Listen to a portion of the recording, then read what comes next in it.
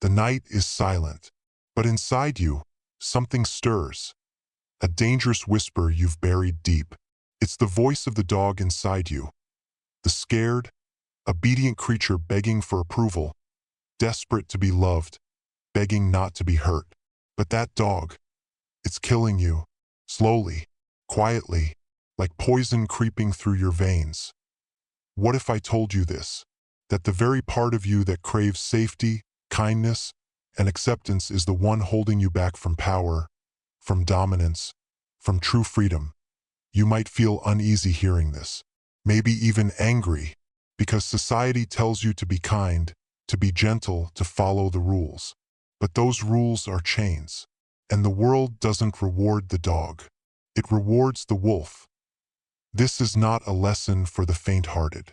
It's a call to arms, to kill the dog in you, to awaken the wolf. Because if you don't, the world will eat you alive. You'll be a shadow in your own life, walking through days like a ghost, hoping someone notices you, waiting for luck, begging for scraps. You'll be prey, forever hunted by those sharper, faster, and colder than you. But that's not your destiny. This is your invitation to become a predator, a strategist, a force that commands respect, fear, and admiration. Let me tell you how the wolf thinks, how it hunts, how it survives when the dog only begs. The first secret: the wolf kills fear not with blind courage, but with cold calculation. Imagine a young leader in Renaissance Italy, Niccolò Machiavelli. Not a warrior, not a king, but a thinker of power. He looked at fear, and he saw the truth. To master others, you must master yourself. Fear weakens the dog. The wolf uses fear as fuel. Machiavelli knew rulers who showed weakness lost their thrones. Those who hesitated became prey. He taught that power is not a gift. It's a battlefield where only the ruthless survive. You feel fear right now. That tight knot in your chest when you face challenges.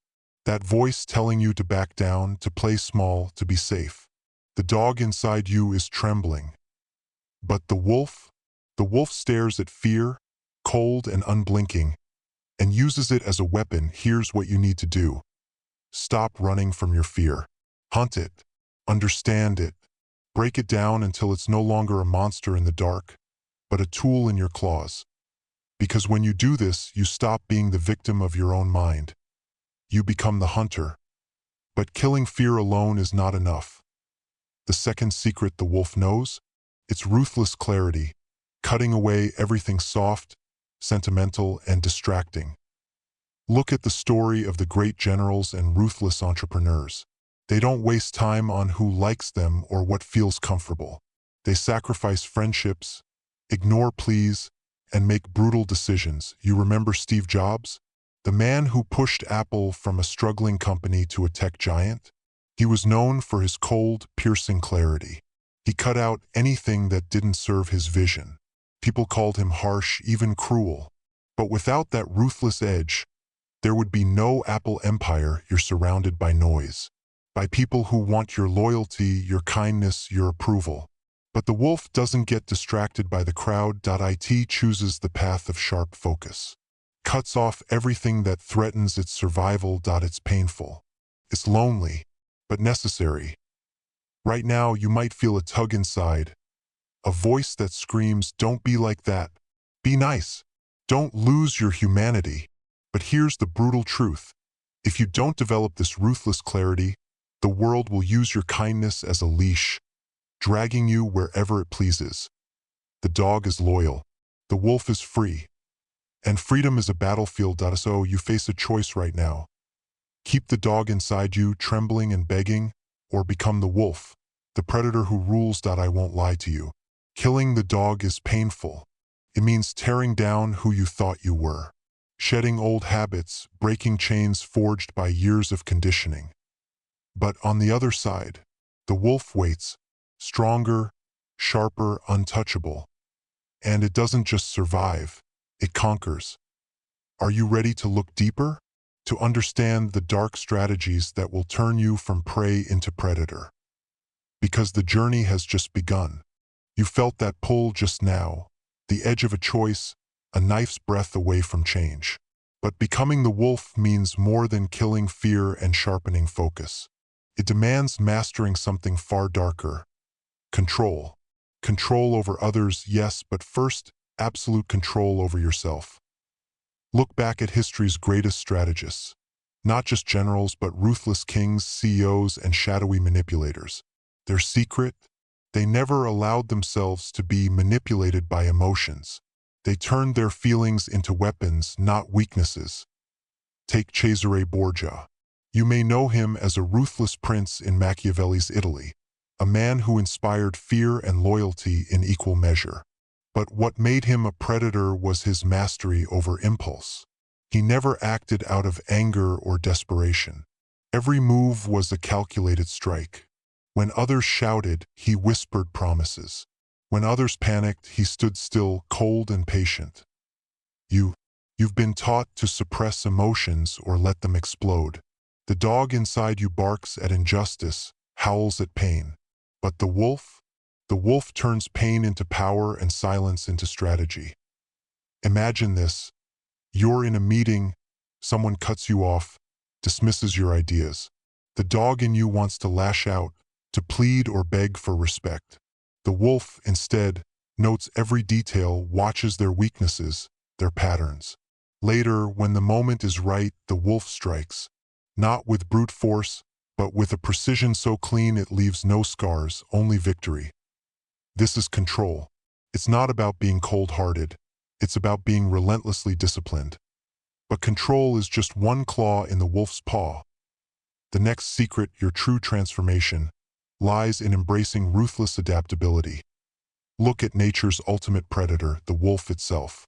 It doesn't rely on strength alone.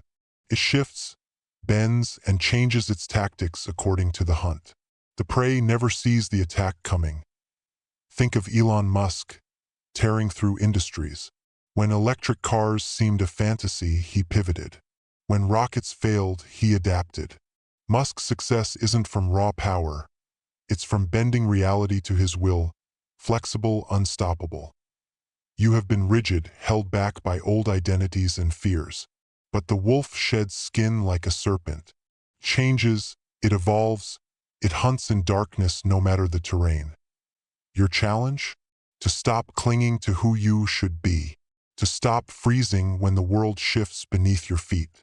To shed the dog's stubborn loyalty to comfort and embrace the chaos of change. It's painful. It's lonely. But every great predator knows survival belongs to those who adapt. Pause. Feel it. That tension rising. The old you dying. The new you clawing to break free. But here's the catch. There's a price to pay. This transformation will alienate people. Friends will become strangers. Comfort zones will burn. You'll be accused of betrayal, coldness, even cruelty. Remember Machiavelli's lesson. Men shrink less from offending one who inspires love than one who inspires fear. The dog wants love, but the wolf demands respect. And respect often comes wrapped in fear. You're no longer here to be liked. You're here to be feared. To be the shadow in the room that no one dares to challenge. But beware, fear without wisdom is chaos, so you must balance control with adaptability and dominance with silent strategy. Because the wolf's greatest power is invisibility. It hunts in shadows, strikes without warning, and disappears before its prey knows what hit them. And that power? It's yours to claim. If you embrace it fully. If you kill the dog in you. The journey won't be easy. The road is dark and lonely. But it's the only path to true power. You felt the hunger now.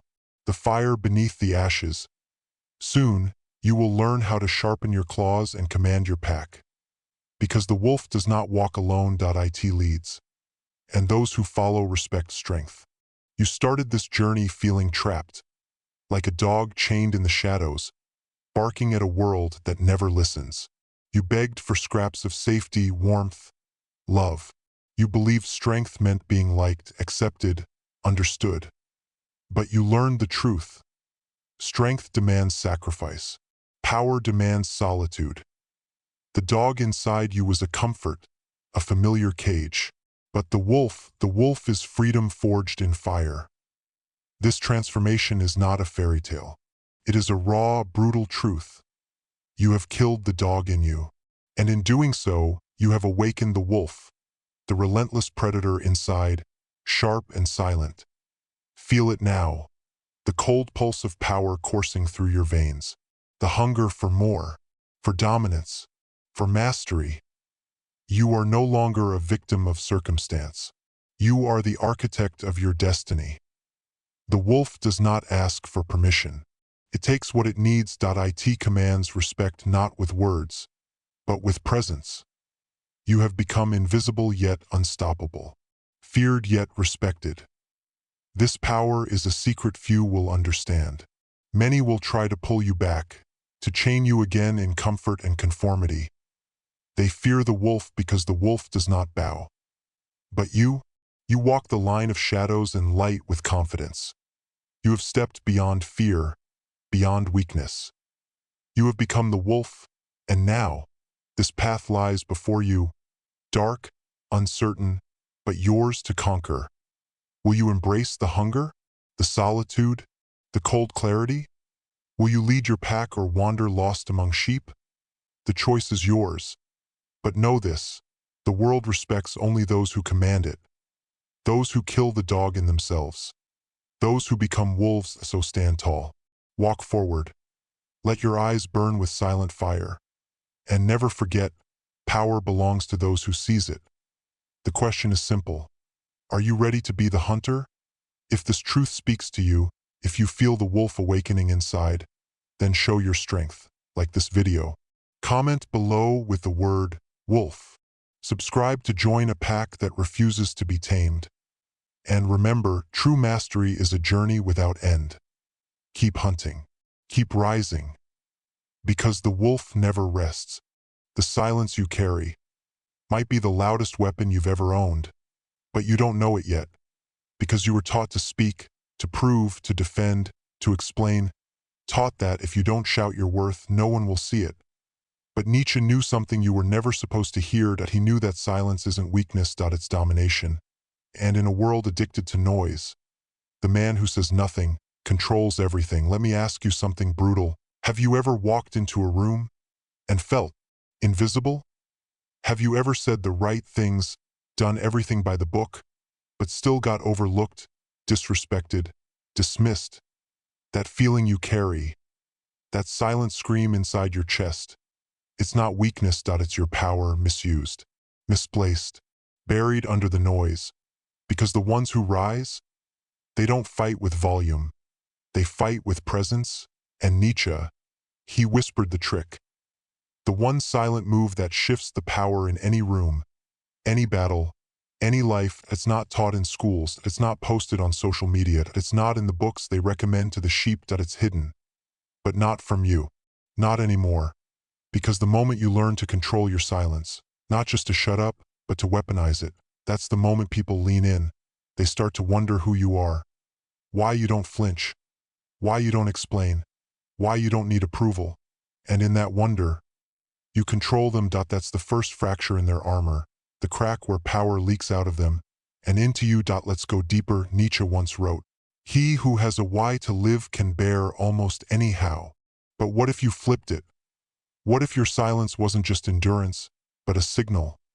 A way of making others carry the burden of interpreting you. You see, when you talk too much, you give them the map, you show your hand, they now know what you fear, what you want, what you're trying to prove. But when you master the art of deliberate silence, they can't place you. They don't know whether you're a threat or their salvation. And that ambiguity is power. Let me give you something real.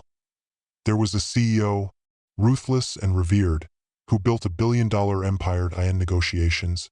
He was known for one thing. He would say nothing after his offer. People would squirm, they'd fidget, they'd speak, trying to fill the gap, and every word they said gave him leverage. Because silence is not just the absence of noise. It is pressure. It makes the weak confess. It makes the unsure break. It makes the world try to figure you out.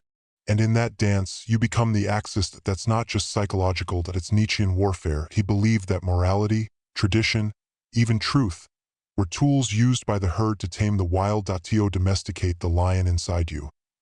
But silence is the one trick that lets the lion walk through the sheep undetected. Because you're no longer seeking applause, that you're watching, that you're measuring. And when the moment comes, you strike with precision. Not with noise, but with intent. You don't fight like the desperate. You move like the dangerous. And yet, you've been told the opposite, haven't you? That to be confident, you must assert yourself. That to succeed, you must speak up. Raise your hand. Market yourself, shout. But shouting is for the insecure, because if you were truly dangerous, wouldn't the world feel it without a single word? Let me paint it for you. A room full of loud men. Egos swinging, laughter booming, everyone competing for attention. And then, a man walks in, says nothing, looks at no one. Takes his seat like a king on his throne. Suddenly the air shifts. The loud ones get louder, trying to pull his eyes, but he doesn't budge. He doesn't need to, because silence, when owned, is a mirror. It reflects their insecurity, their need to be seen, their thirst to be validated, and you, the silent one, you've already won. Nietzsche didn't live for social approval, he lived for truth, for force, for mastery. He walked away from everything, from fame, from comfort, even from love, to build a mind that could not be conquered. And now, part of that mind is being transferred into yours. But here's the brutal part. If you don't learn this, you will be ruled by those who do. People who've mastered their silence will play you like a puppet. That they'll draw you in, expose your weaknesses, make you explain, justify, defend, and then they'll crush you, not with noise, but with a quiet, surgical strike. Because while you were talking, they were watching. While you were proving, they were positioning. That's how the silent take the throne. You want power? Learn to make your silence say something. Not by withdrawing in fear, but by sitting in your throne and letting the world come to you. Don't chase attention. Command it. Don't explain your value. Radiate it. And above all, don't be afraid of silence. Because the day you master it, you'll never be beneath anyone again. But there's one more thing. Nietzsche knew a truth buried so deep, only the most dangerous men ever find it. A trick not just to remain silent, but to become untouchable while doing it.